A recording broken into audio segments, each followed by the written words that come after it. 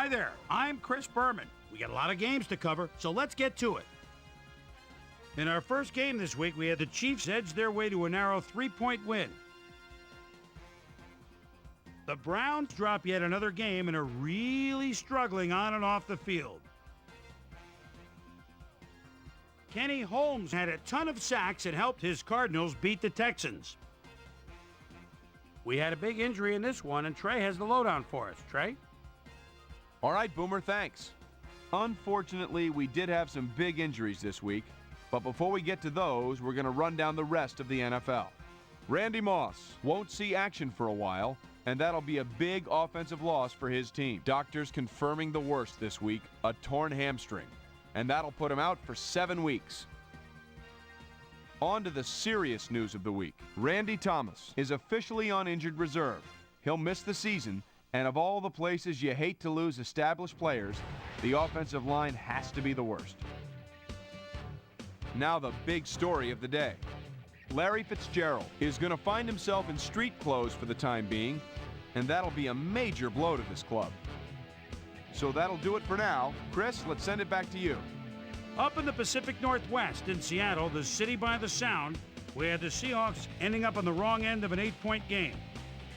Over at Heinz Field, we had the Steelers get sent away with a 7-point loss. Lions, Eagles. Mendoza is set to receive this. He's standing inside his own 30. And now it's a pretty good kick. Gets it at his own 28. Cuts through the wall. He's got daylight. Where's the punter? Must be out getting a hot dog. Touchdown. The Eagles win this one by the final score of 20-7. The 49ers defense held their opponents to under 150 passing yards in their win at 3Com Park. The Rams lost a tough road game and will head into their bye week with a bad taste in their mouths. In a long-standing NFC rivalry, we had the Saints pick up their 3rd win of the season. K'Wan Ratliff had a stellar game, but all said and done, his performance wasn't enough to lift his team to a victory. Ricky Williams rushed for 2 touchdowns and helped his Dolphins beat the Packers. Colts, Jets. Starvin' Marvin Harrison is split out at his own 20-yard line. Probably a little safety valve across the middle. And he stutter steps.